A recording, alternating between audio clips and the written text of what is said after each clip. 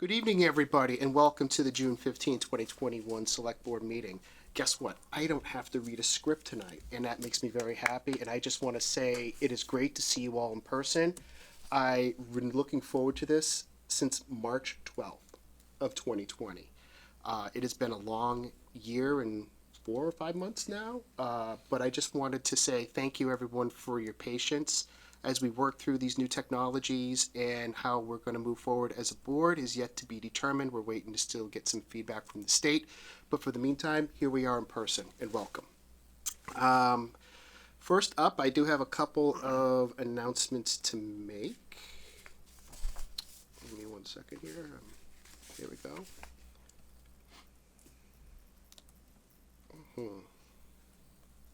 Just waiting for my page to refresh.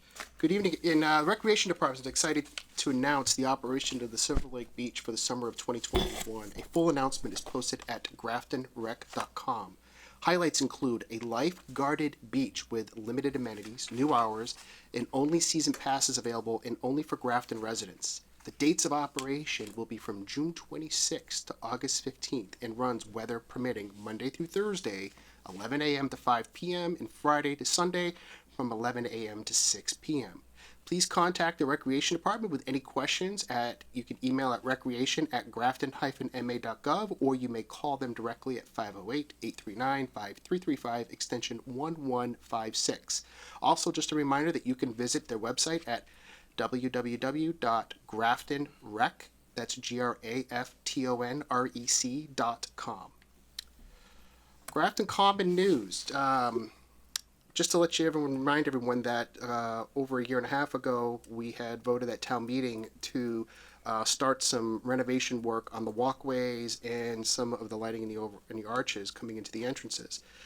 Just to let you know that the Historic District Commission will be holding a public hearing on June 23rd to discuss both the upcoming construction on the Common and plans to restore the bandstand and make it fully accessible.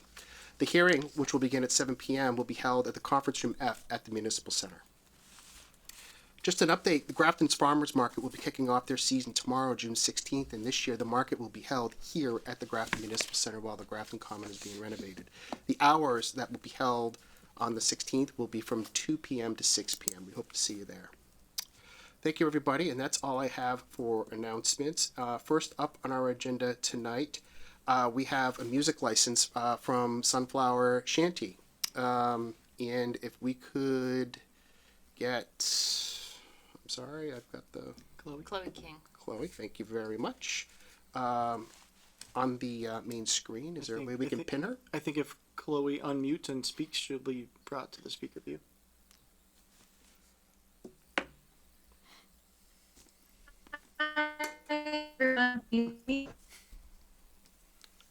This is going well. Okay. Can you see me now? We can, Yes. Chloe. How are you? Hi, I'm well. How are you? Good evening. Thank you very much. Apologize for the slight technical error there, but I think as we're working through this, I guess this is just, this is what's to be normal now, Zoom meetings that are just interrupted by connection issues. So, Yeah, of course. I work temporarily or part-time as an event coordinator. You are breaking up. So I guess I can just jump in. I would imagine you all have probably... Oh, can you hear me? Yeah, we're good. Yep. Okay, sorry about that. So I guess I'll just jump right in. I would imagine that all of you have a copy of the license application in front of you. Joanne asked me to, supply a basic narrative as well. So my thoughts would be that you probably have that also. But essentially, in the 2 weekends that we've been open, we've received a ton of feedback from the guests that have come in, as well as on our social media, just requesting live music. And so, in an effort to try and make the people happy, that's why I'm here today. In general, I'm thinking that this would run at least for Saturday evening, 5:30 to 8:30. The music would wrap up a half an hour before our quote unquote close out their tabs and move along for the evening. I haven't booked an entire schedule or program of music because I obviously wanted to get clearance from you all first. So let me know if you have any questions. Thank you very much, Chloe. I think we understand that you're seeking just an outdoor music license for the summer season, correct? Okay. Yeah. Yep. Okay. Does anyone on the board have any questions for Chloe? Is this just gonna be somebody playing a guitar, or what is the? Sure. I would imagine it would change a little bit week to week because I don't think we have somebody that could play like every Friday and Saturday every single week for the whole summer. I can tell you for this weekend, the two people that I've talked to thus far is like there's a little 3-person jazz trio that was interested in Friday. And then on Saturday, it's a one man. I guess he does covers of sort of like pop songs. He would be amplified moving forward, like the narrative describes. I think we could do anything from a 1-person group to maybe 5-person group. The genres would stay within being very family friendly. Obviously, it's a farm, and we're looking to cater to that particular audience. I have the way that I've at least envisioned it thus far. The music would be aimed towards like the body of the farm to direct it away from the residential area surrounding it. That being said, I would say almost all of the guests we've had thus far at the beer garden all come and say that they live within 30 seconds to 2 minutes of the farm, and they've been the ones urging the music. So I think everybody in the surrounding area is fairly comfortable with it. Okay, great. Any other questions? I just have one. Hi, Chloe. Nice to see you again, and I'm glad to hear that things are going so well. You as well. I'm just looking, and I apologize if you said this. The internet's breaking up on either our end or yours, so I just want to make one clarification. I think it says somewhere here on the application that music was going to stop around 8:30. Is that right? Mm-hmm. Okay, great. Yeah. Yeah, because I mean, my only concern with this, I think it's great. I just want to make sure that we're mindful that it is a residential area, and even if a majority of people in that area are coming to listen to music, what I don't want is for us to get any complaints from perhaps residents that don't. And I think 8:30 is a great time frame to cut off music, and so people can enjoy themselves, but the music isn't going on too late. So. Thank you for clarifying that. Yeah, of course. I thought we restricted all of the music licenses to a specific time frame of We did. 8 o'clock on like Monday through Thursday, and then 9 o'clock Friday, Saturday. But this is just Friday and Saturday, correct? Yep. Yes. okay, so yeah. she's yeah. before Her 9 license is o'clock. for Friday and Saturday. Okay. Yep. So I'd like to. Is there, I know I'd asked Joanne, but is there any sort of local noise ordinance in general, or so what you outlined was, can you just repeat those days and hours that you mentioned, just so I can be conscientious of that if I, So, ever apply for a music license on a Sunday? so there are no noise ordinances in the town of Grafton other than you can't begin construction, I think, before 7 o'clock. 7 a.m. At that point, it's very subjective. If we start getting complaints, the board can reserve the right to bring you back in here for a hearing and discuss the matter. Of course. Resolving it, correct. So that's all we have. We don't have any ordinances, but you're only going to operate on Friday and Saturday. And what would be the earliest that you would start? What time do you open on Friday and Saturday? I think my question broke the internet. If that, We can you hear me now? Yeah, thank you. Okay. Friday, we technically Is that us? or 5 p.m., which is why I think Saturdays we are technically open from 11 a.m. until 9 p.m. So for now, we're thinking, music in the evening. That being said, if, I don't know, we ever had some sort of day event and wanted to extend this music license, I would imagine that I would fill out a separate music license application and circle back with all of you to see if that was okay first. Okay. So I'm one of the people that lives down the road that can't wait to come and listen to the music. I'm gonna recommend that we approve a license for Friday, Saturday between noon and 9 to align with all the other businesses that have outdoor entertainment for the remainder of the summer. Does that work for everybody? You need to put an actual date on it. We need to put an end. An Yeah. end date. Can we just say till the end of the summer, which would be September 21st? What does she have on her license here? So she's got 2 specific weekends, and in the narrative it says that the intention was to file additional ones. Right. But I think we should just move forward with the summer.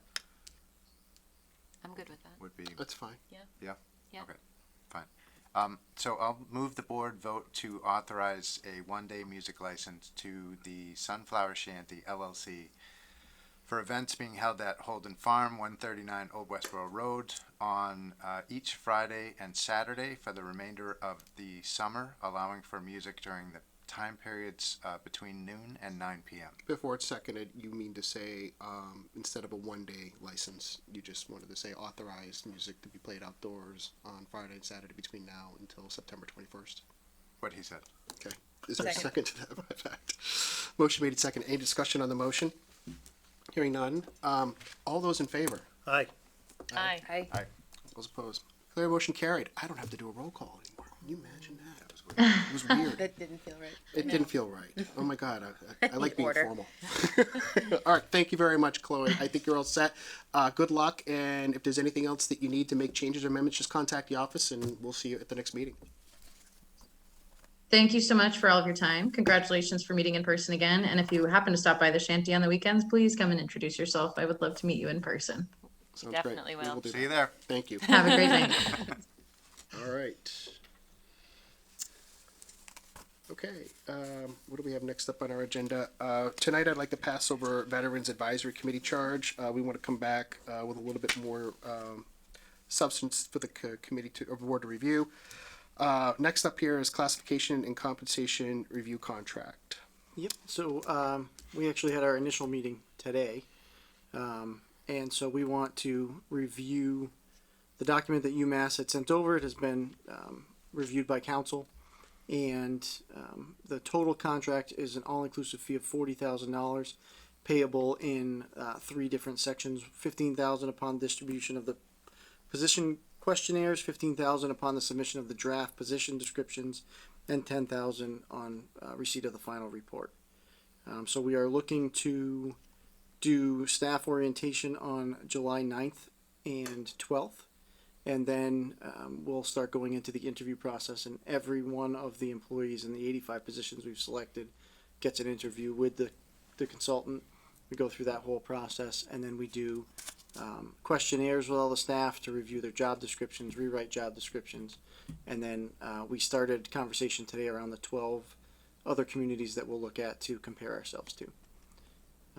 So all that we need is for the board to approve the contract for $40,000 with UMass for the salary and classification study.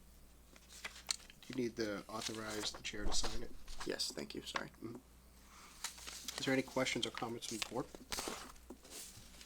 Just one. So I noted that there's an implementation analysis, so there'll be some recommendations in terms of if there are gaps right now. Yep.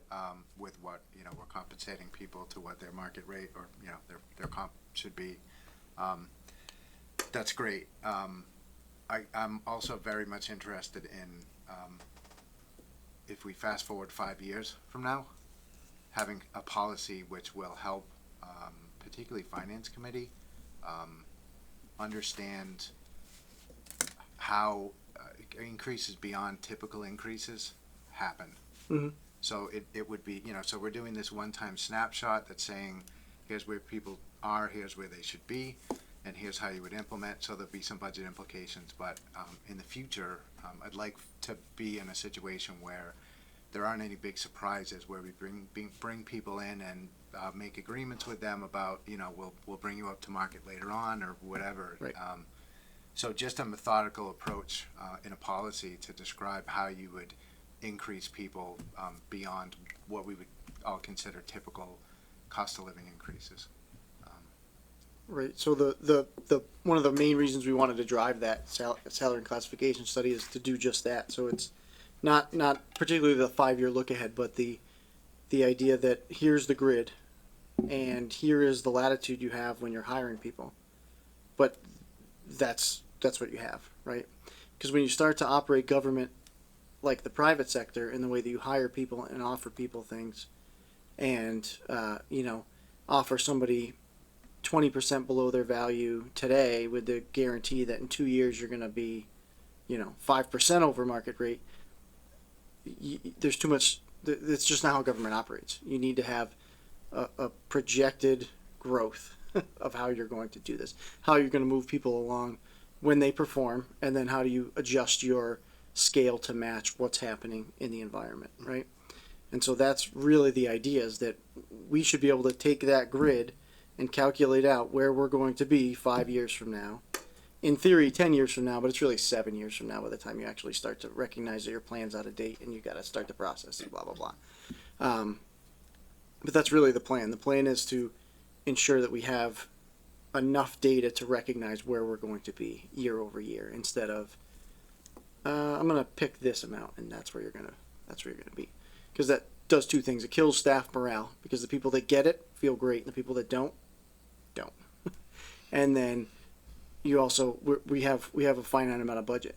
We can't sell more product and get more money. So we need to know where we're going to be, growth wise. Okay. Any other questions or comments on the board? I'll have to look at the output to really understand how it's gonna work, but. Okay. I have a sample one I can send you, if that's helpful, or you'll be part of the process as well. So, Mr. Chair, I have one more question. If Matt's done. Oh, how long's the process? so we are looking to be done by December. Good. So Okay. we were offered a faster timeline, but given the budget process, it really isn't worth accelerating, because we're just going to get done faster Right. and not have any money. So we gotta, put ourselves in a good position for next fiscal year's budget process. Got it. Any other questions or comments from the board on the proposed contract and services? All right, I can entertain a motion. So I move the board authorize the chairman to sign the professional service agreement with UMass Boston in the amount of $40,000 for the creation of a classification and compensation review. Second.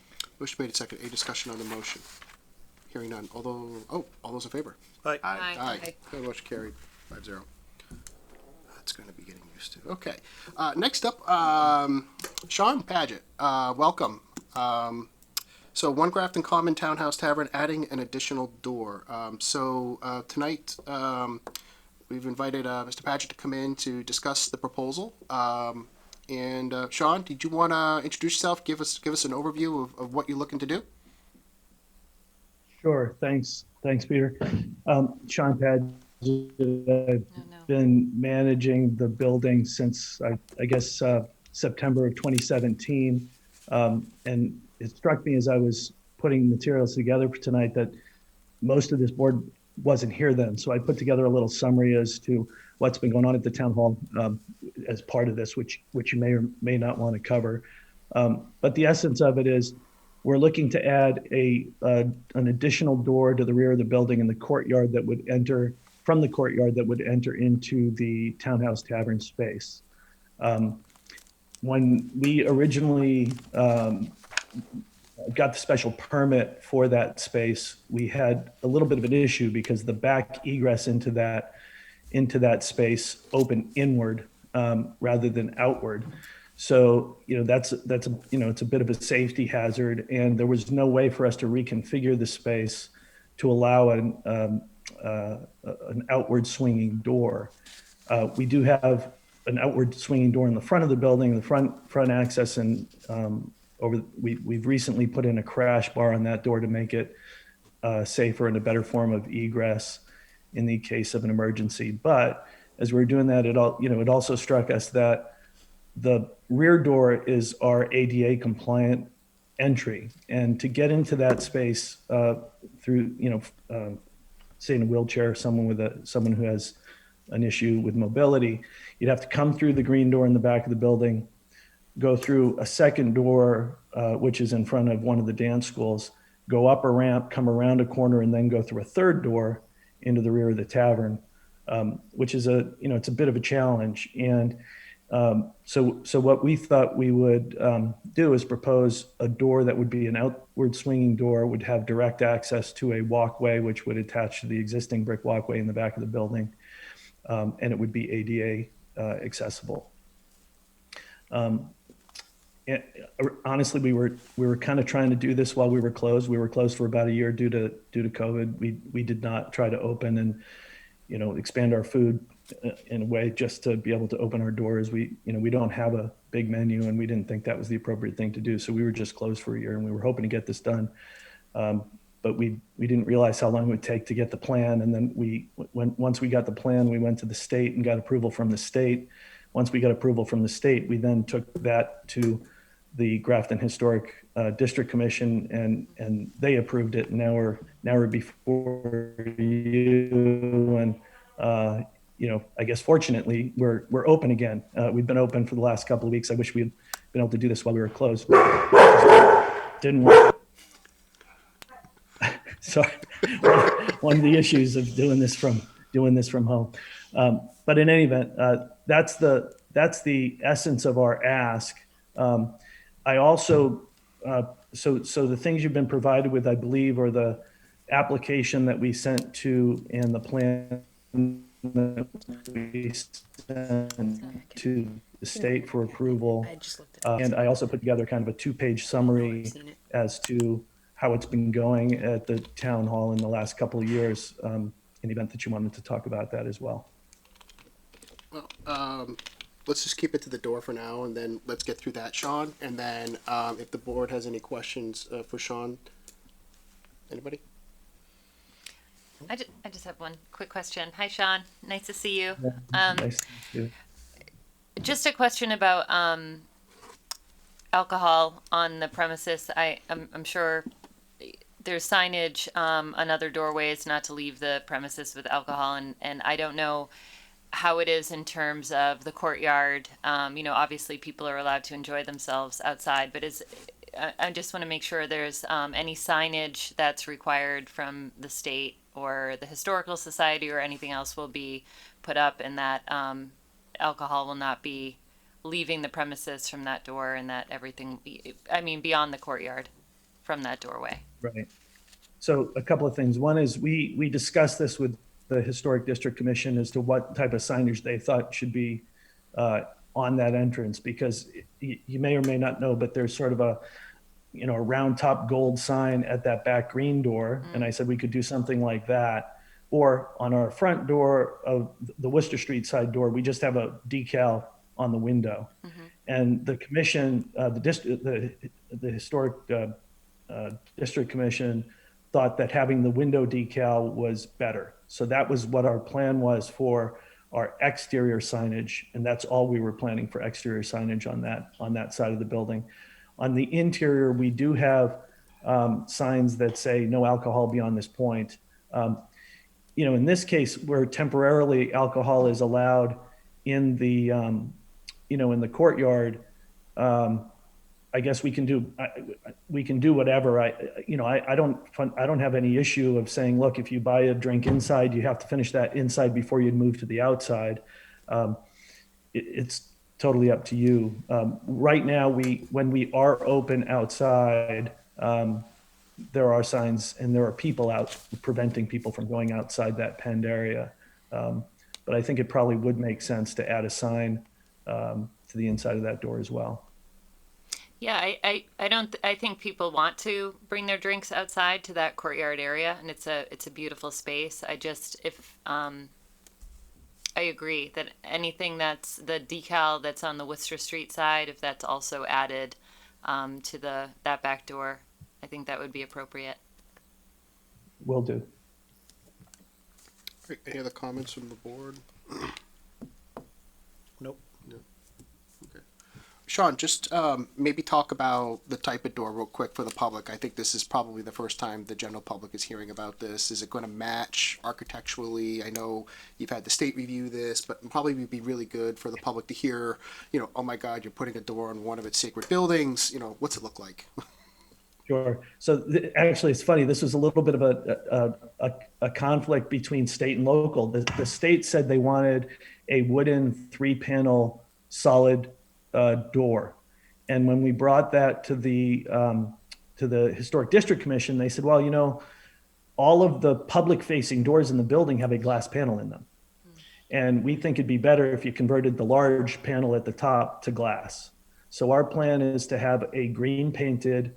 And by the way, the state commission said, you don't have to come back to us if you have a minor detail change like that. So our plan is to have a wood door with 2 wooden panels at the bottom and a glass, I don't know if you call it a panel, but a glass, square at the top that would look very much like the door on the Worcester Street side.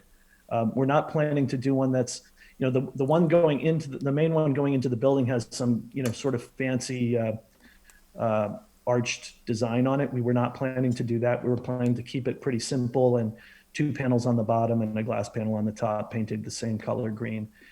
And we would use the exact same hardware that are on the other 2 doors now, which is it's a brass open handle from the outside and it's a crash bar on the inside.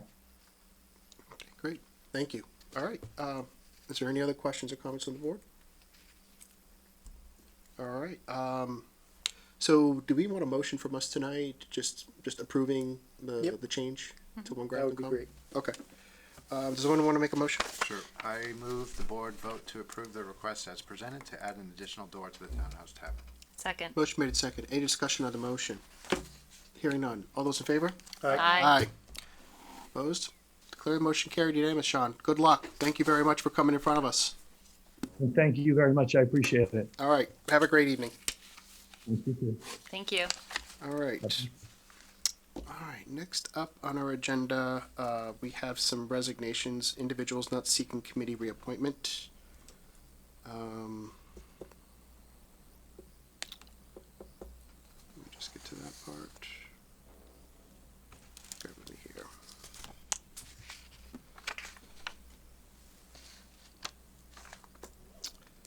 So we have 3 members here. Does anybody want to make a motion? I think we need to update it to include Kristen Remillard. She'll be resigning from the Agricultural Commission. Okay. Yep. I I wanna add move that. the board vote to accept the resignations of Josh Briggs from the Board of Health, Bruce Texera from the Grafton Historical Commission, and Stacy Willer from the Grafton Cultural Council, and Kristen Remillard from the Agricultural Commission, effective June 30, 2020, and send them a letter of thanks. Second. Motion made second. Any discussion on the motion?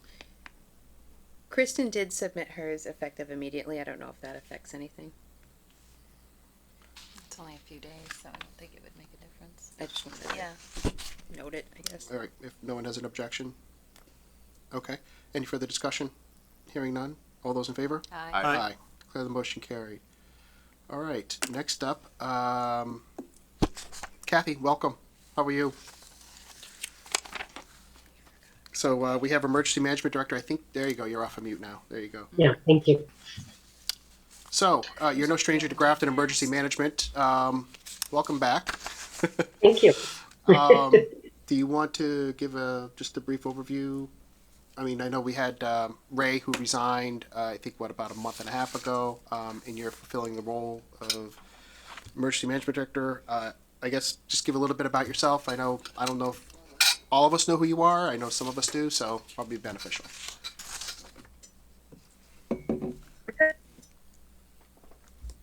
Well, thank you very much. And by the way, I'm glad to see all those views of individuals on the screen there.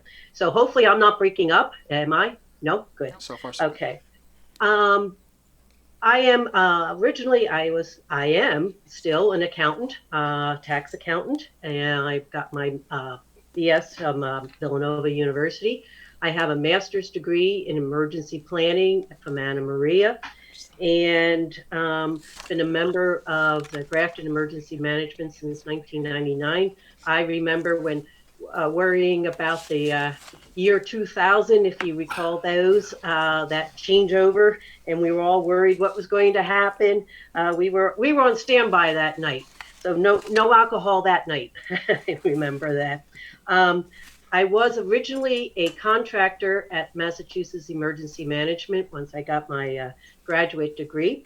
And when I was a contractor, I started doing the setting up of, for Worcester County, setting up of the Citizen Corps, which comprised the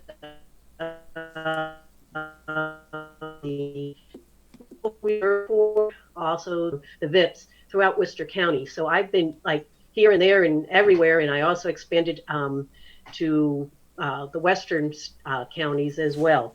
So kind of been in the towns and been able to set up and start a lot of things. And we did this through teamwork. And we had somebody who was interested, and we just advertised it and got those things going. So it's a really nice program to see that most of them, at least in Worcester County, are thriving and are doing well. Yeah, I also, while I was working at Massachusetts Emergency Management, I was also a graduate school teacher for emergency manager. And I taught the incident command system and to actually some of our own police officers and staff that are in town.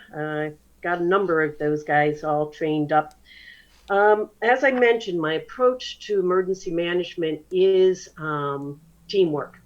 I believe that emergency management is an assistant or an assisting agency. It is, we set up sheltering when that is needed. It's upon demand. Nowhere are we first responders. You're not going to see me at any type of scene unless I'm being requested at something like that. We deal with resources that are needed by the town, situational awareness that the town might need, training, exercise facilitations. Those are the types of things and planning, mitigation and recovery that are important to emergency management. So I have the skill set, I have the knowledge base, and I'd like to apply for the position. Any questions or comments from the board? I served with Kathy on emergency management for 11 years, and she's highly qualified for this position. And I moved to appoint Kathy Cedarberg as Emergency Management Director for the town of Grafton for an indefinite term. Second. Motion made and seconded. Any discussion on the motion? Hearing none. All those in favor? Aye. Aye. All those opposed? Declare the motion carried 5-0. Kathy, welcome back. Thank you. Good luck, Kathy. Yeah, thanks for applying. Okay. Take care. Thank you. Thank you. I'll be calling you, Ray. All right. So moving on to Conservation Commission. We're going to pass over that tonight. We're going to bring that back to a future meeting. And next up, do we have any other guests that need to be on our agenda tonight? We're gonna Nope. do the inspector. We're going to hold off on that one as well. Yeah. What, the Yeah. animal inspector? No, I'd like you to do that. We want to do that tonight? Yes, please. Oh, okay. I was able to connect with Jay today. But Jay's not present, so we can hold off. We don't. In other words, I just wanted to, before we get into discussion, reappointment of interviews, I just wanted to, if there was anyone waiting. Oh, I got you. Yeah, I see what you're saying. I'm sorry. Gotcha. Yeah, I wanted to take something out of order if there were people waiting. That's all. Understood. Okay. Understood. Okay, so discussion of reappointment interviews. So you should receive an updated part of your packet tonight, a list of committees and individuals who are up, and some of them who are vying for spots on some of the boards and committees. So what I wanted to ask the board tonight about moving forward is discussing any of the committees that you would like to bring back for interviews. Mr. Chair, I would like to see the 5 contested committees to come in: affordable housing, disability, IT, zoning, and CPC. Okay. And then there are several people looking for reappointments that are uncontested, and I think they can just get reappointed. I agree with that approach. Okay. Anyone Colleen, else? what were the other, I'm sorry, IT, disability, CPC, what else? Zoning and affordable housing. Okay. Can I add on to that? Does that cover every person who's applying for a committee that is currently not serving on the committee? I'm sorry, what? So any of the new applicants, I just want to make sure that it's covering all of those committees. So just in my opinion, I think we should interview all the new applicants as well, even if we're just, ask them to come in, even if there's a seat open on the committee, have them introduce themselves, and then appoint them to that committee. So, for example, Board of Health, they have 3 open seats and 3 people applying, but 1 person's a new member, so you want that new member to come in. Yeah, I Okay. think that would be a good idea. All right. Does anyone on the board have object to that? Nope. All right. So I think that's a great idea too. So why don't we do this? We'll have those interviews done first. Okay. At our next, at a future meeting, we'll go through those, get to people to introduce them, tell them about themselves and what they want to do on the board and committee. And then once we go through that, we can then move into the other part of the rest of the interview process for the committee, right? Does that make sense to everyone? So for the other ones, even people who are already in the seat, they would come in and reapply as well. Correct. Correct, okay. Yeah, I think my point is I just want to give an opportunity. A lot of these new applicants have never sat on a committee before, and I just want to make sure that we're recognizing them as volunteering and stepping up even if a seat is open. And I think it would just be a good idea to interview them, see why they're interested, and then appoint them to the seat if they're available for the meeting. Okay. Yep. Okay, so just to recap, we want to bring in IT, CPC, zoning, Board of Appeals, affordable housing, and what was the other one? ZBA, We got ZBA, IT, CPC, disability. So, disability, thank you. And anyone who's a new application who hasn't sat on a town board previously. right, Those so, are the other Yep. part would be any net new Phase person. A and then Phase B. Oh, Yeah. gotcha. Yeah. Okay. and then phase C can be the ones that don't need interviews because they already have the seat and they're just reapplying. Correct. Okay. Yeah. Okay. All right, great. And I have one more question, if I may, regarding deadlines. So I see 2 more applications here today that weren't in the packet. We have a couple other applications that came in past the deadline. And I want to briefly discuss this because on one hand, I'm thrilled that people are applying for committees and I want to encourage that. But at the second time, when we put out a deadline and then we're receiving more information, it makes it difficult for us to, have all the information together. So are we stopping at this point? Like there's no more coming in, or are we going to allow it until the date of the meeting? Or like what's going on here? Because I thought we had a deadline of like the end of May, and now Yeah. we're getting more applications. So I think we need to determine as a board if we're going to put a stop deadline to this or I think not. we need to rework the policy that we just passed to include a hard deadline because even in the policy it says that we wouldn't start even taking applications until 30 days before the expiration, and the deadline was before that even started. So in our own policy we said we wouldn't even start taking applications, and this deadline cut people off already. So I was messing around with it and I reworded it a bit to include. Of course you did. Of course, I mean, my hand up, right? I only looked at the reappointment part. I did send it over to Evan. There was another bit of wording there that we didn't love, but it was already in the policy, so I didn't want to do it too much. But I was thinking, receive no later than June 15th, and then the other section saying after June 15th and before June 30th is when we would hold our workshop to do that, rather than the 3rd week. That gives us the 2-week wiggle room to set it, but it also gives the 2 weeks of it was posted, it was everything it needed to be, and it's not too far away from the term expiring where you're in May now, and that can just disrupt the committee's process because they're thinking they're going to lose people, or now they're having people, at least that was my thought. Because I know I've seen some committees that have been worrying about this and they've decided to reorganize already, anticipating that they're going to get new members. So I don't want to mess people up and go too far away from June 30th either. So what's the date where we would, I just want clarification on when we would hold the interviews. Is that changing? Between June 15th and June 30th. June 15th and June 30th. Okay, so the stop date of accepting new applications is June 15th. June 15th. Yeah. Yeah, I think that's great clarification. I'm in favor of that. Right? Yeah, no, that's Oh, fine. I'm sorry. Oh, okay. I thought you had So something. I can send this out to you guys later, what the wording I came up with, and then you guys can decide if you love it or hate it, or I didn't bring copies because I'm selfish and it's just what I did. So I guess the question remains, I think we can At least we discuss- know.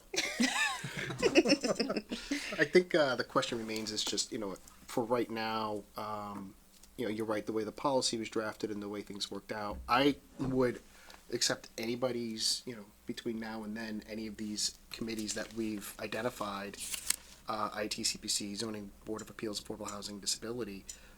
If others were to want to apply between now and when we set up interviews, then yeah, I think, it's only fair that we extend that courtesy, but for the others that we don't have any other interest for, I think we move forward with appointing those.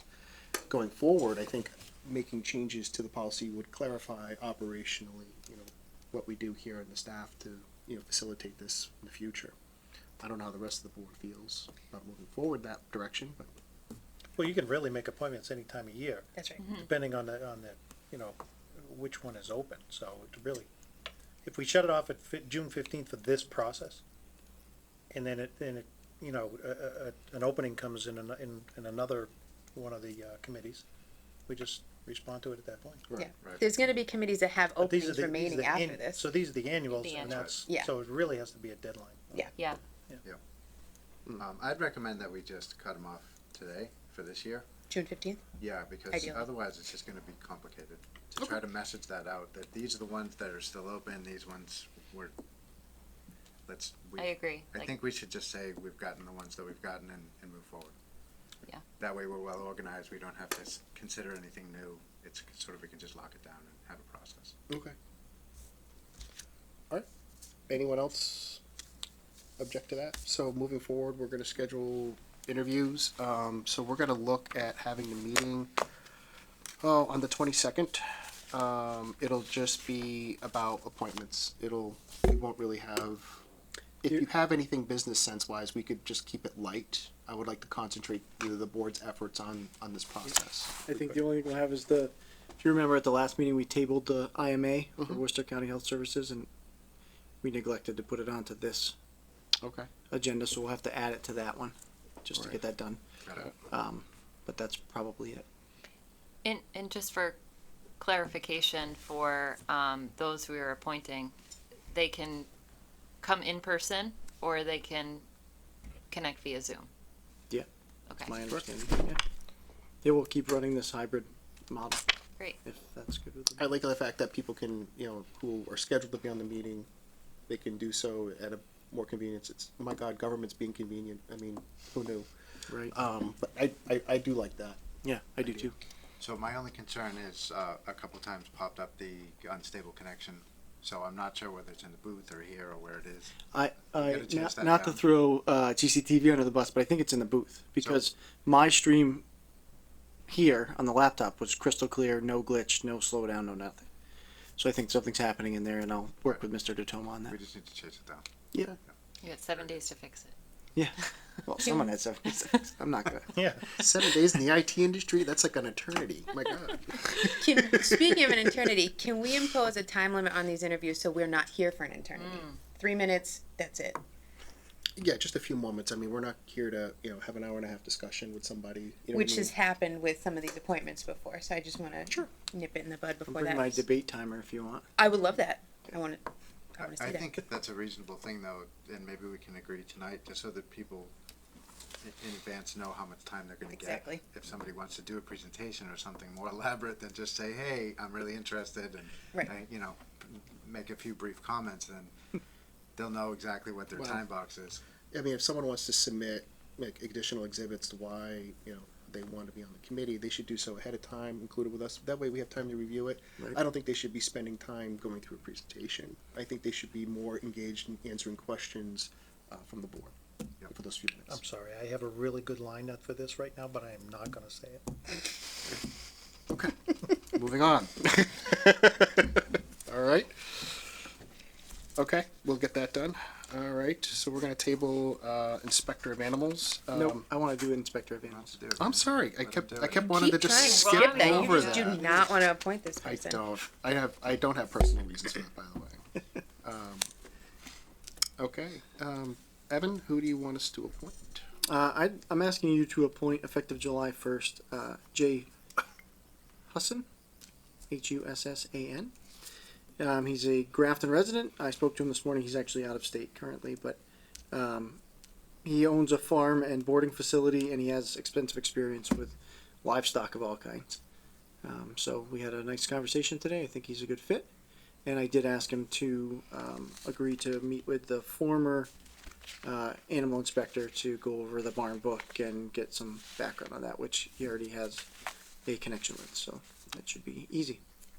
So I'll move the board vote to affirm the appointment of Jay Husan to the Inspector of Animals for an indefinite term effective July 1st. Second. Motion made second. Any discussion on the motion? Hearing none. All those in favor? Aye. Clear, motion carried.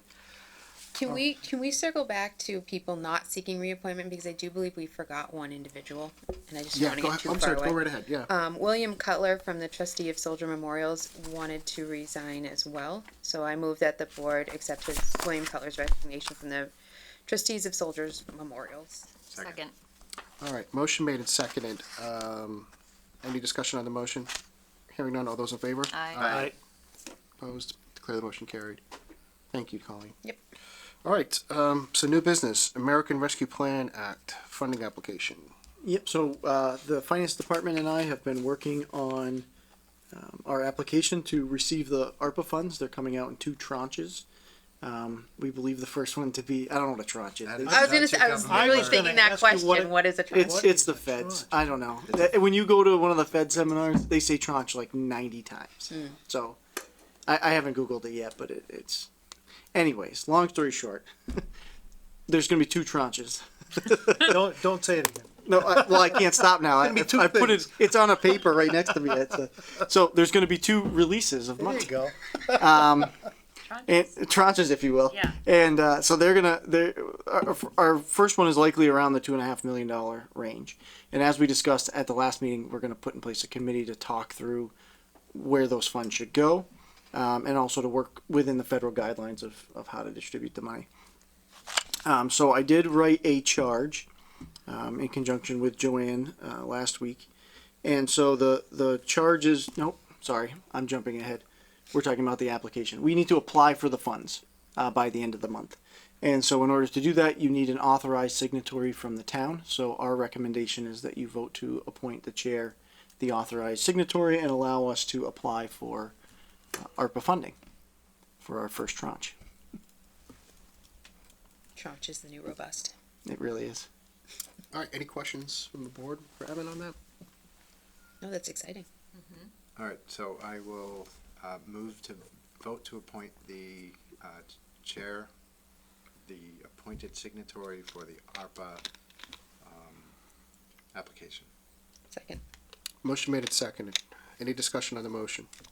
Hearing none. All those in favor? Aye. Aye. All those opposed? Clear, motion carried. All right, so next up, we have the American Rescue Plan ARPA Committee charge. Right. So, as you know, we're going to be getting a tranche from the feds, right? that? Now you're just doing it on purpose. Yeah, I am. It's Does my, it come with ointment? it is my favorite. Right? That's Awesome. the worst The word. vocab word of the week for Yeah, it really is. This is Comes what up happens all when the you time put now. select board members back in the same room. Yep. So, long year. so we worked on this week. We worked on the ARPA, or last week we worked on the ARPA committee charge, and what we're recommended for membership. And actually, let me share this to the screen. I forgot I can do that.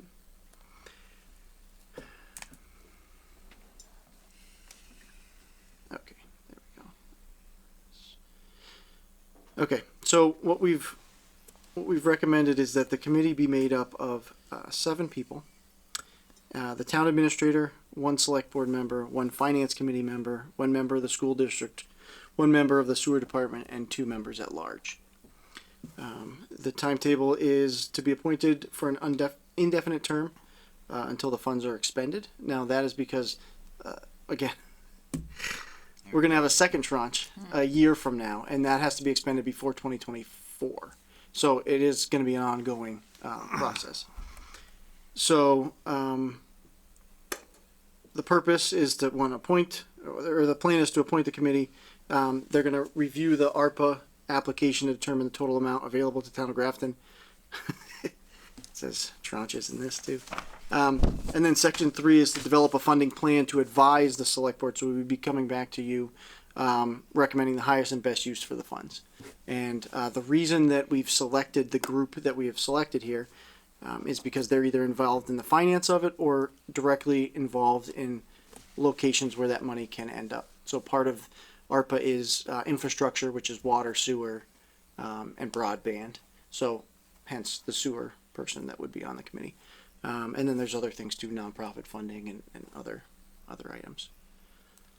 So that was kind of our take on the ARPA charge. So I have one question on the membership. I think that's great. I was just curious, why not someone from the school committee? So I do have school on here. When you mentioned school district, that to me, I'm sorry, this is me getting really particular. It Yeah, sounds no, like it's you're right. It's administration, like, it's like, we're gonna pick Anita, for example, but if it's school committee, I'd like to see, if that's what your intention was, I think it should say school committee. Okay. I anticipated it would be the superintendent. I But- think the superintendent also should be there, but I do think from, So do you want school committee, superintendent, and one member at large? I think that's fine. I don't know how the rest of the committee feels. The reason why I want that is the school committee approves funding. That's one of their three primary purposes. And I think that having an elected member from that board representing, the political aspect of the school board, I think is crucial, but in conjunction with the superintendent who administers and oversees that and dots the i's and crosses the t's. Okay. They're not going to do something without the superintendent's involvement, obviously, but I do think having that representation is important. Okay. I can make that change. I want to make sure that Jay has a seat at the table, being my counterpart, and I have a seat at the table. So I would agree to that. I wanted yeah, to make sure absolutely. that was equitable. Yep. So if you want to accept the charge with that amendment, How would the makeup be if you can just go through it? Would Sure, there so be it two would members at be- large or one? Yes. No, one member. it would wind up having one member at large. So it would be town administrator, one select board member, one finance committee member, one member of the school committee, superintendent of schools, one member of the sewer department, and one member at large. But when you go lower, you talk about one member of CIPC. No, okay. I'm just saying. So do we want to? Yeah. Sorry about that. I was looking at that too. CIPC is made up of a lot of people from other boards and committees. So, like, you could have your school committee rep who is also on CIPC. I don't know if that matters, but you're going to lose all your members at large if you keep having too many. Yeah, I kind of wanted to have one person from the community, at least. Yep. Yep. Which is part of the the point. I don't think we need a CIPC member because, like you said, there's cross representation. Plus, in theory, I'm in charge of the capital plan, Right. and CIPC advises me. Although it's a more symbiotic relationship than that. So, I mean, I can always go back and forth with CIPC, and it doesn't mean that they don't have a seat at the table to have a conversation. They just don't have a vote. I agree. I think that the committee should hold up a minimum of 2 public hearings to discuss. Per tranche. Yeah, whatever. No, I think you need 2 for the first tranche, Yeah. Yeah. right? Now we're just fooling around. Well, I'm trying to make you say. No, but that's what I'm saying. Per, I'm just- per tranche. yeah, I know, So you you know, I'm have not 4 I am not going to say. I'm working real hard at it over here. Ray's gonna say. It's not even how it's spelled. It's spelled TRANCHES. Listen, Tranches. That's tranche. yeah, I don't know how to say it. Spell it. It's a federal word. They So- made it up. Anyway, I think Spell it how I I think want. that the committee should have at least 2 public hearings Yep, to allow for public input on how the money's going to be spent. absolutely. I agree. Should that be in the charge? Yes. Yep. So you can Okay. just say amended. I'm not going to type it on TV and have everybody witness my horrible spelling skills. Maybe I- tranches is spelled wrong. I guarantee it is. Okay. I didn't look it up. I gotta Google it. So let me I'll fix just it let me before it just gets recap this real quick, just so when the board makes a motion, what we've discussed here is including one member of the school department, and then one member of the school committee, and then is it one member at large, or is it still going to be 2 member at large? And now you're going to have an 8-person committee. I would say one member at large and not have a Okay. even number. And, Okay. and not a member of the school department, but specifically the superintendent. So it'll state superintendent and one member of the school committee and one member at large, correct? Yep. So let's do this. Town administrator, select board member, finance committee member of the school.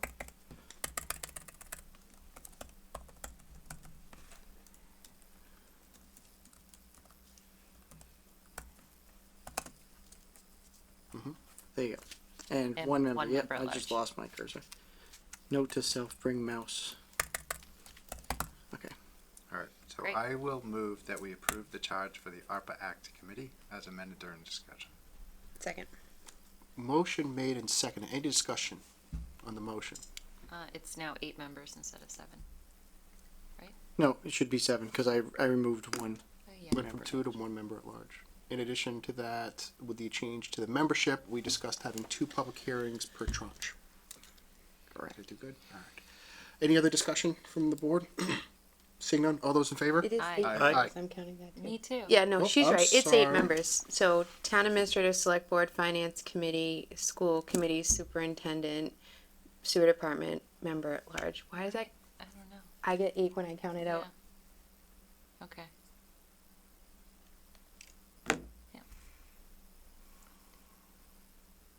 So math is not the big thing either.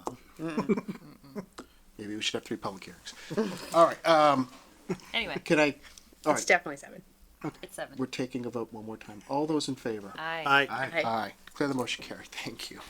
Okay. Probably the last time Evan brings a committee charge in front of us. All right. Thank you very much, Evan. Next up, we have select board member reports. Does anybody have anything to give an update on?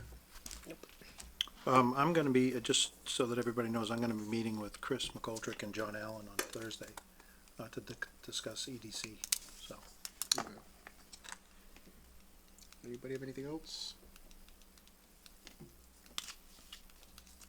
Okay, moving over to TA member report, TA reports. TA member. I was gonna say TA members, except I was thinking, you know, your counterpart was gonna be here tonight, but he bolted on us. He did, yes. I'm calling him Yeah, out on that. millennials. Yeah. So I don't have any direct updates. You know, we continue to work on a lot of things in the background and continue to meet with the residents.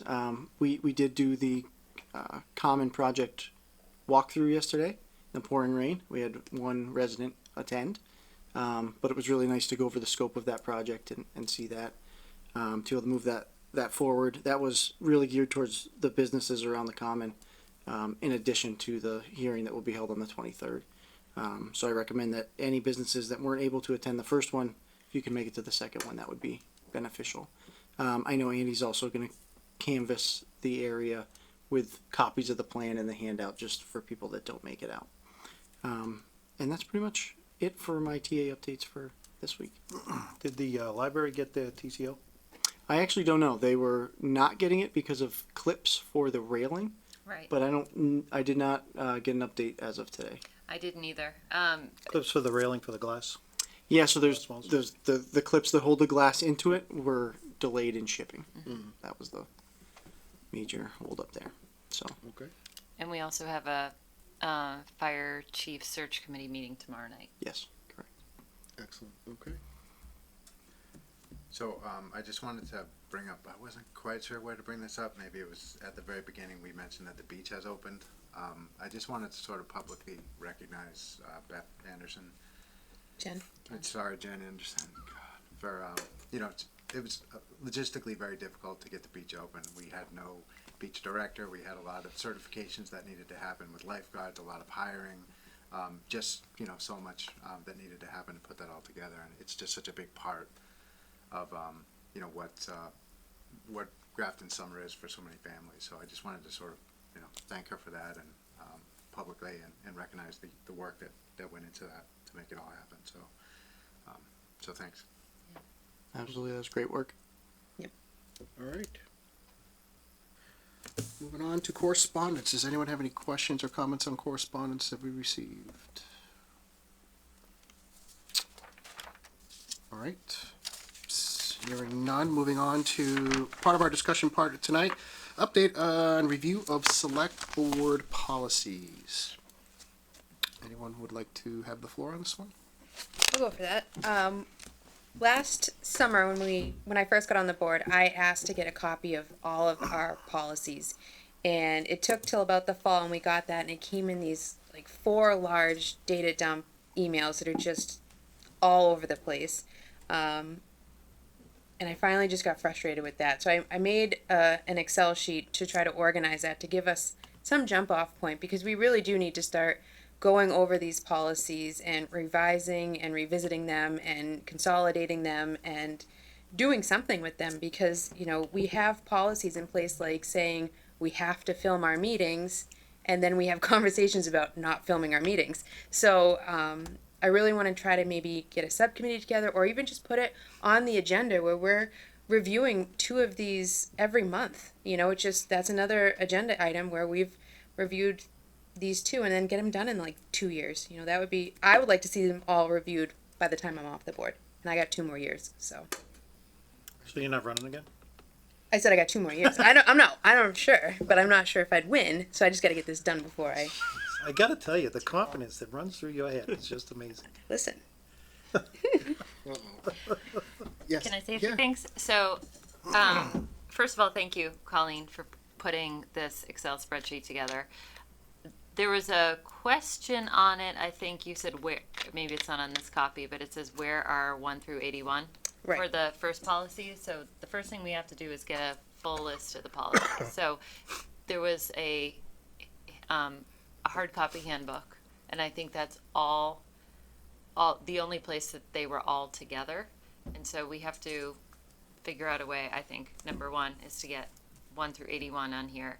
And then my suggestion would be maybe we could all go through them and figure out the most important ones that need to be amended and put those at the top. Because I think there are some that we need to review but aren't as important, so they don't need to necessarily go in order. But we could be like, okay, these are going to be coming up now, so let's talk about amendments of, you know, this group over the summer or something like that.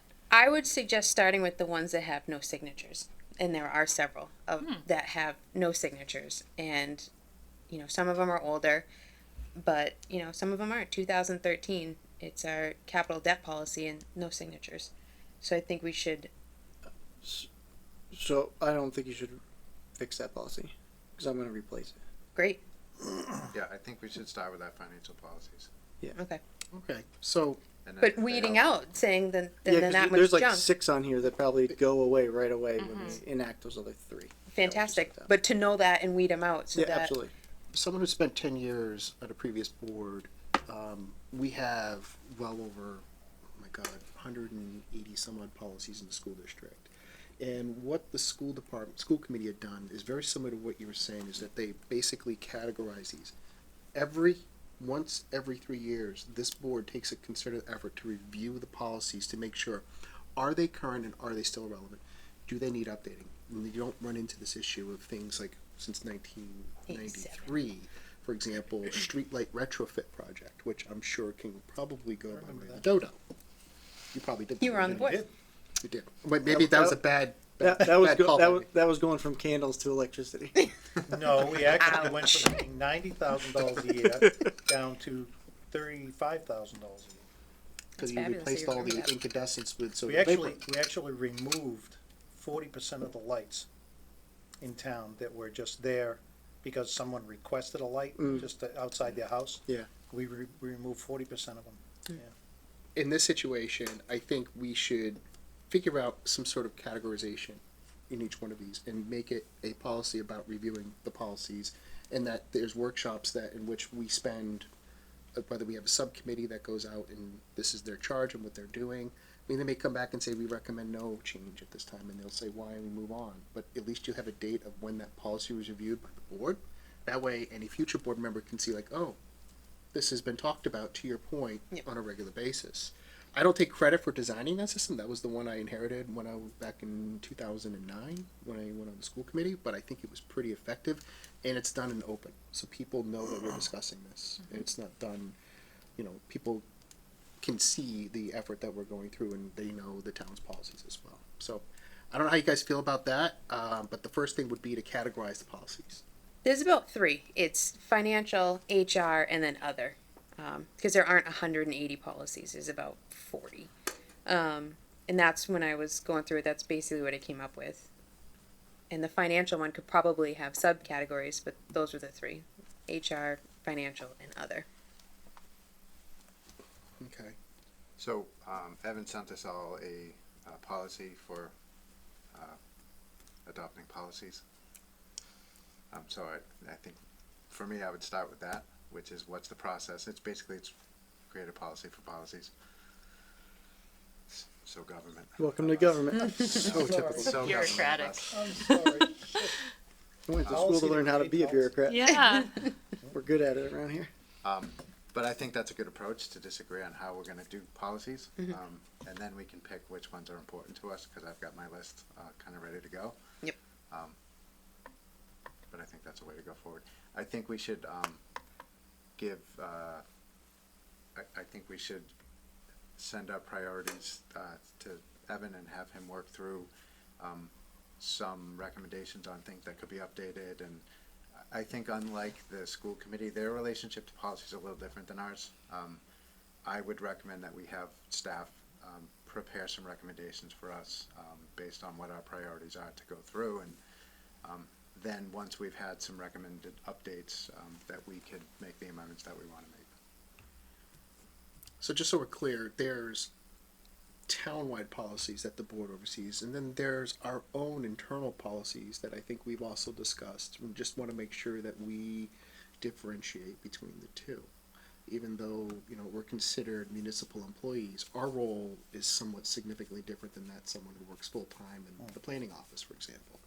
Right, so although there are definitely some parallels, I think, that need to occur, I just want to know that when we do this and set this up, Evan, that we know like which one are select board operating policies and then what are town-wide policies that need to be, so that way we're putting the right hat on. Yeah, you need a select board rules and procedures manual, right? That tells you, the board, how you've all agreed to operate.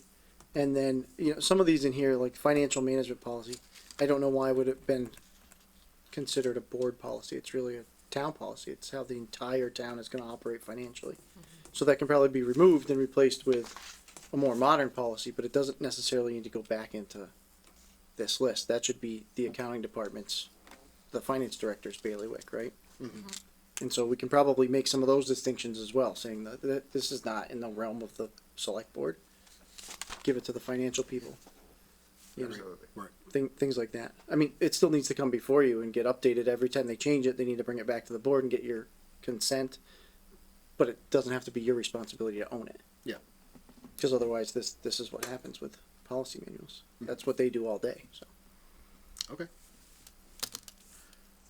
All right, so going forward, if the board's okay, I'll work with Evan on coordinating next activities, and we'll bring this back at a future meeting within the next couple of weeks about a plan of how we're going to start addressing it. Is that what I'm hearing, or does Yeah. anyone else have another idea? I think putting together the policy of how we create policy. Yeah.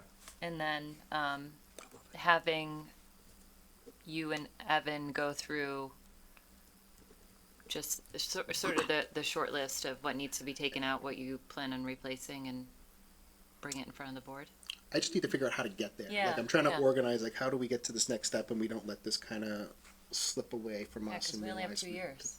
I only have one, so we gotta. You gotta hurry it up, so, but I mean, I got a long honestly, time. the agenda, the agenda works, we should work the agenda, just put it in there, once we've weeded out what we don't need, we're gonna still have a pretty lengthy list to just say, hey, those are the 2 policies we're doing this month at that workshop, or whatever it is, and, we revise it and do what we have to do with Okay.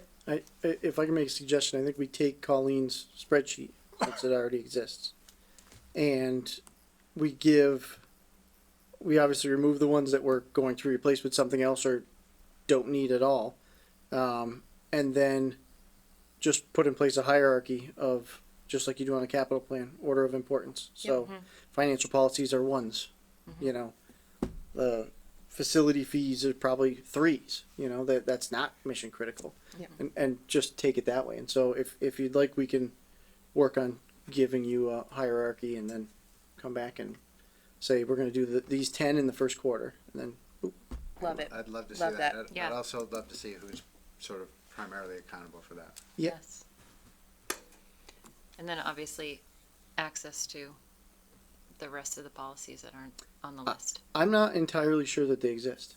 Okay. That's the Because- vibe I was getting going through them, so it because was it's- weird that it started at 81. Well, that doesn't mean that 1 through 81 weren't somewhere at some point and are either lost to time or were voted out or replaced by something else and given a new number. We're only going to be able to go so far down that rabbit hole before it becomes unproductive. So the policy book we have, it's my understanding that that is all of the policies that were given to you. That entire book was scanned, and then that's what it is. As we go through this and revise them, can we start putting them online? Because I think Yeah. residents should be able to access these policies just as easily as us. Yeah, and it would be great to build that into either clickable links for each policy or a PDF, like Yep. policy manual. That's your whole life is in that one book. Yep. We have a system for storing bylaws and Mhm. we should put it in there. We want to make sure we have good revision control and Yeah. history and all that kind of stuff too. Yeah, So, we can do it just like we're doing with our bylaws online. okay. Yeah. Because I think it's important to have the live links of the current policies, but also, yeah, that revision in history. It's important too. So, Okay. Absolutely. cool. Great. Okay. Cool. Version 5, version control. Okay. All right. Next up, Ray, you asked to bring up revamping Proposition 2.5. Yes. Over the past 4 or 5 years, I've spoken with our state rep and our state senator numerous times about revamping Proposition 2.5. It hasn't been met with open arms or anything like that because it's perceived as a tax increase. And with the all of the cities and towns that are putting out or doing overrides, Proposition 2.5 really ran its course about 10 to 15 years ago. So overrides keep coming up, and there's been discussion, here about what we've used in our overrides and what we projected, to use our overrides for so many years and everything like that. Overrides cost cities and towns so much more money than an increase or a revamping of Proposition 2.5. So I spoke to a senator and a representative every town meeting. Sometimes I said it right over the mic so I talked to Dave Meridian at town meeting, and I said, when are you gonna do something? And he said that the board needs to send a letter or a formal request to the legislature to at least start the process, which is probably gonna take 5 or 10 years, the way things go down in Capital City, to revamp Proposition 2.5. But this town, we need, and I've said this before, we need money, we need economic development, we need businesses to come into this town so that we can have money. We can't live on, a levy limit between what we spend and the levy limit of $100,000 every single year. That's like right on the edge of disaster. I know the town of Westboro, big town, a lot of stuff, very high taxes. The last time I checked, they had a $9 million difference in their levy limit. So that's like golden. They don't need a 2.5 override unless they're going to do something major or anything like that.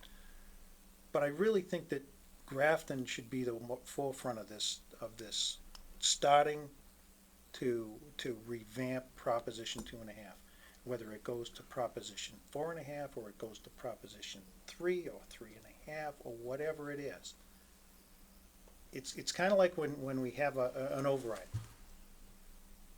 The way that you explain an override is that, well, we don't have to spend all the money.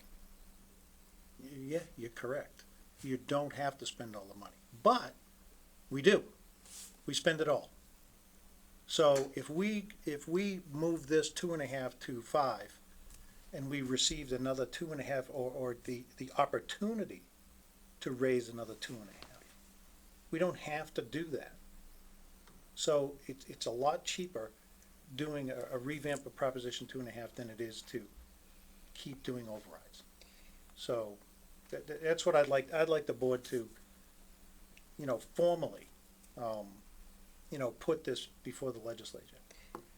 Do we have a number of what we would suggest? Because 2.5 was arbitrary, and I don't want to throw another arbitrary was. number and then just get ourselves in another Well- situation 10, 15 years down the line. So the thing And is, how do you every city get in that town number? every city in town is gonna change.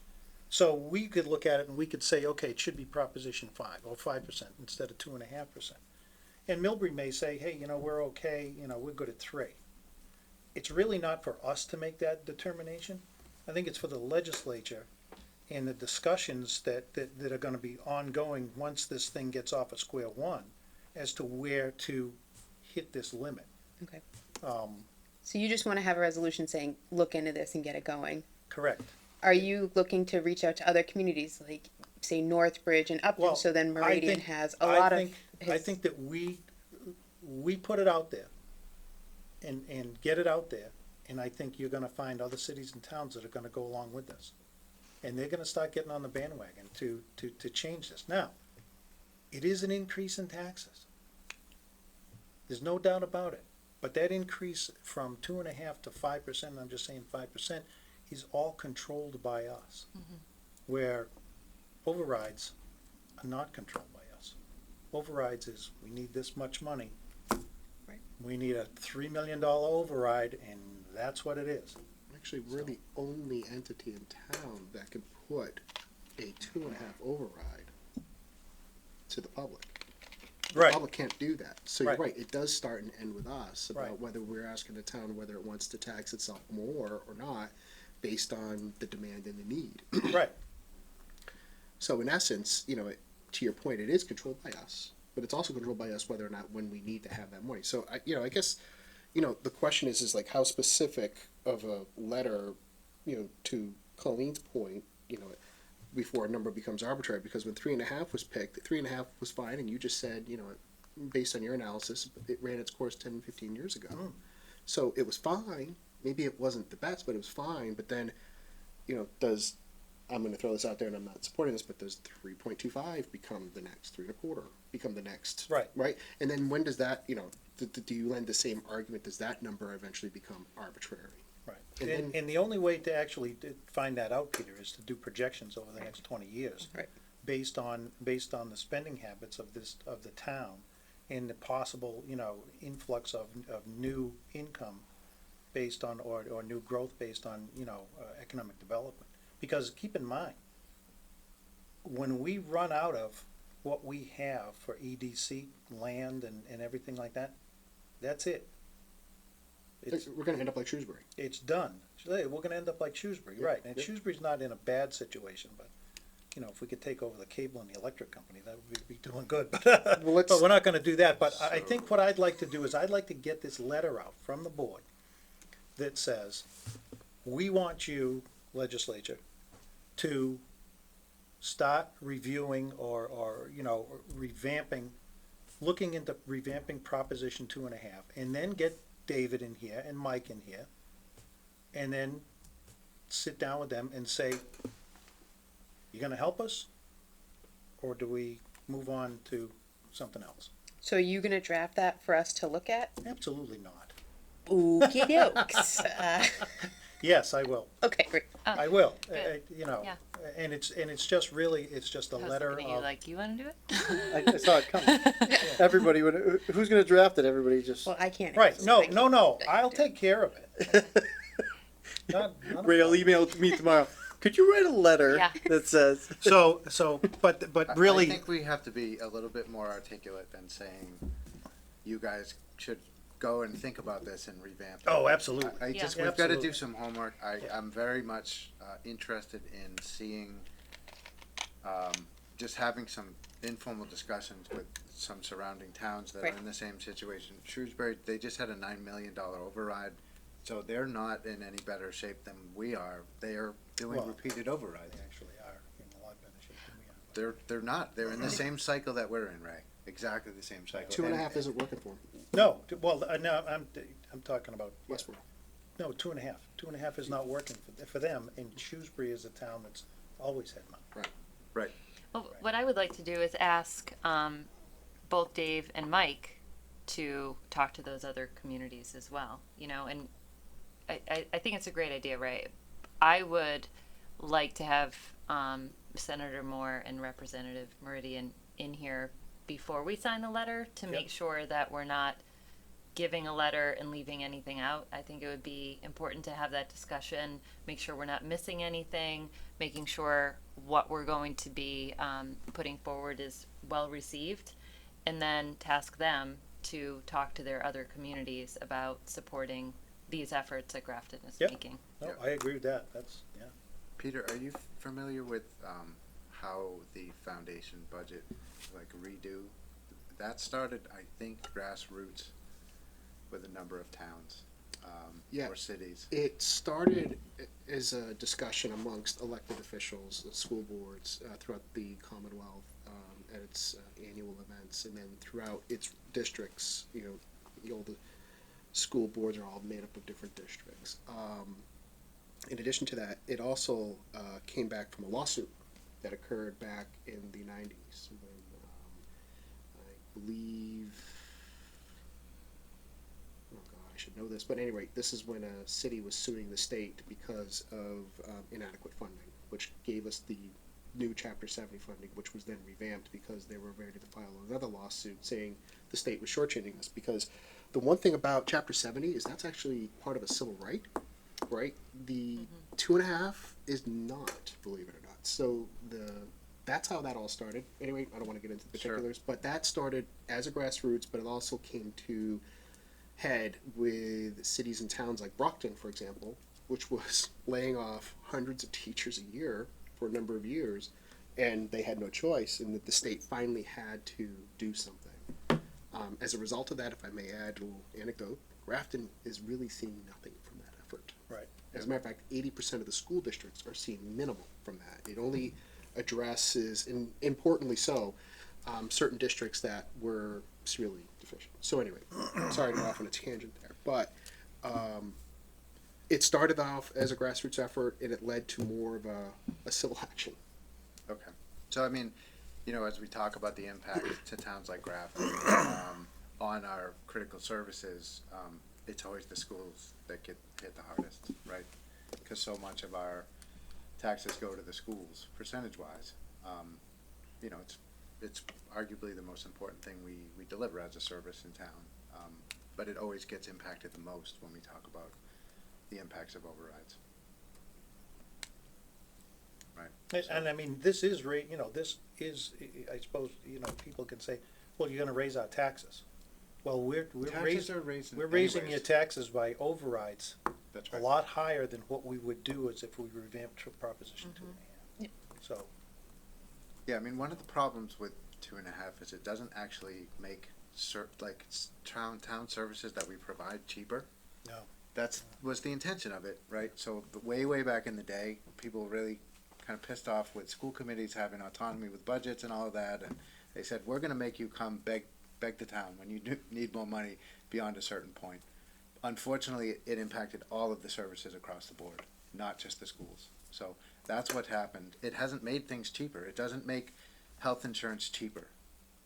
It just doesn't. It doesn't help when you have enrollment increases in schools. You have to educate kids. It completely ignores all of those cost drivers that are completely out of the town's control, and that's a problem. I mean, it definitely is a problem. And I agree with the limited resources that towns have to raise and appropriate taxes.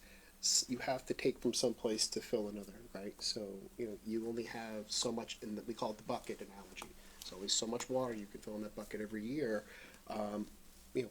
Who gets more, who gets less? And that's usually what happens. And I do believe 2.5's other unintended consequences was it forced the tax battle to be held at the local level and not at the state level. Not at the state level. The state level, in my opinion, this is no disrespect because this was before Senator Moore and Representative Meridian were elected, but it really said, hey, the state doesn't want to be bothered with this, only until you sue us, which has happened a couple of times now with school funding. But also, why don't you guys deal with this yourself? We don't want to be really effectively bothered by it. And then we're happy when we get, additional funding from the cherry sheets every year from the state budget. I mean, don't get me wrong, we're very grateful for that, but it comes in dribs and drabs. And to your point, Ray, and to your point too, Matt, that it doesn't really address the elephant in the room, and there are certain cost drivers that have to get funded. As a matter of fact, I believe the first thing that gets funded in town is healthcare. Healthcare has to be funded by law. Then everything else follows after that. So once that's done, it's like, okay, what have you got left over? Well, healthcare keeps increasing double digits every year. I was going to bring up the same point, and that's the risk that Ray is bringing up. It's a risk game right now with Prop 2.5, because all it's going to take is for health insurance to double, right? And we're in trouble. Do we know if any other communities are having this conversation that we can join up with? It's already started this effort, so we're not redoing work. We should ask MMA. I was Yeah. going to say reach out to MMA. Yeah. That's a good idea.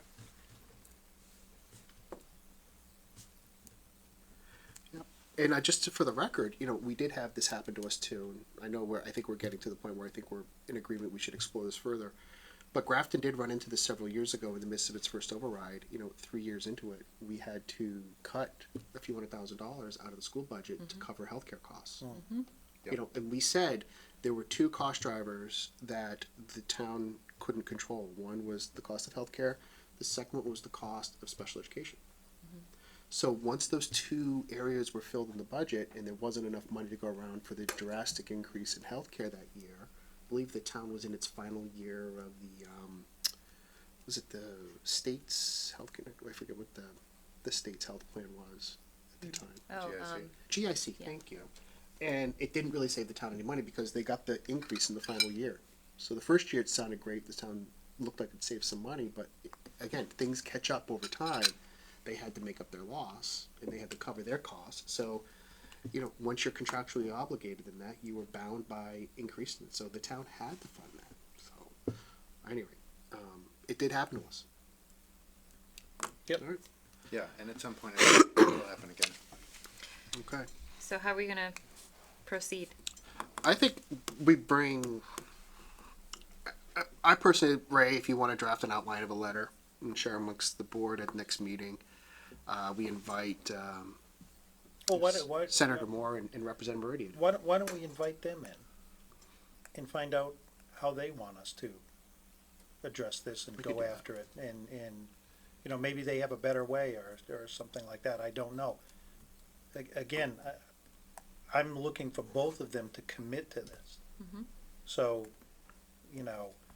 however, get it on the floor, whatever it is they have to do to get it there.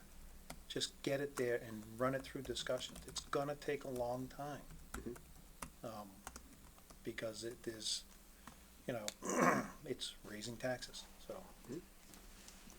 Yeah, I think we should get them in and find out what the best route we should take, and maybe it is, partnering with 10 or 15 or 50 other communities to do the same thing, and go in as a group.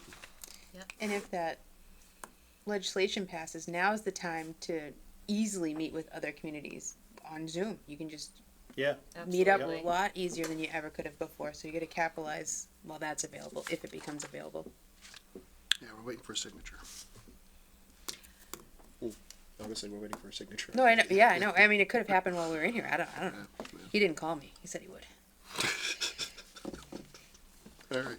Okay. So I think our best potential partners as far as towns go are gonna be, like Grafton. We're hit the hardest. When you go to cities and you go down out to Western Mass, they get a lot of support from the state. But in terms of state funding, we're minimal aid. And any towns that are minimal aid that aren't, well off, those are the towns that are really, I think, gonna be in the same situation that we're in. Also, if we go to the towns that Meridian and Moore represent, they're going to feel more pressure because all of their communities are asking for the same thing. And I think they're in the similar boat that we are, Millbury and Northbridge. I think that even if we were able to start a small collaboration with, just the surrounding towns around us that they represent as well, that would be a good start. But I'm also happy to look in to MMA and reach out to them and just see if there's any discussion going on anywhere else in the state and if a group has already formed. Yeah. Because that would be good information to know before they come into the meeting too. Yep. Okay. I'll put it on my to-do list. All right.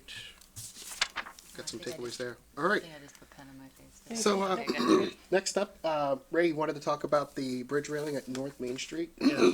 About, Can you pull that up? I can.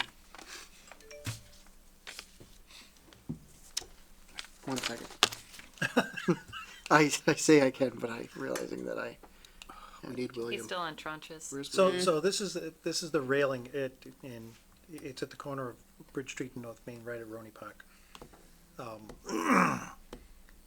We really need to contact somebody, about this. It's pretty dangerous.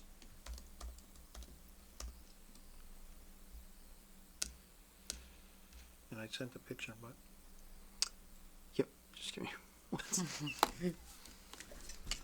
I'm texting William, see if he can come in and help.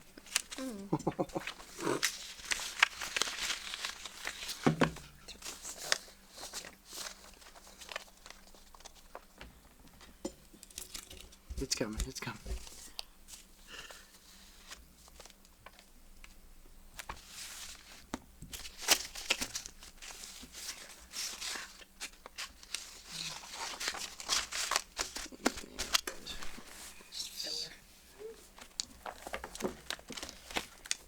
Might be faster. Ray just I'll texted just, us. I got it. I got it. All right. say I can Put it out there. I can text everybody. Why don't you, what is he pulling up? Let's, I got it. I got it. okay, I was gonna do the meeting minutes. There we go. Okay, there we go. There we go.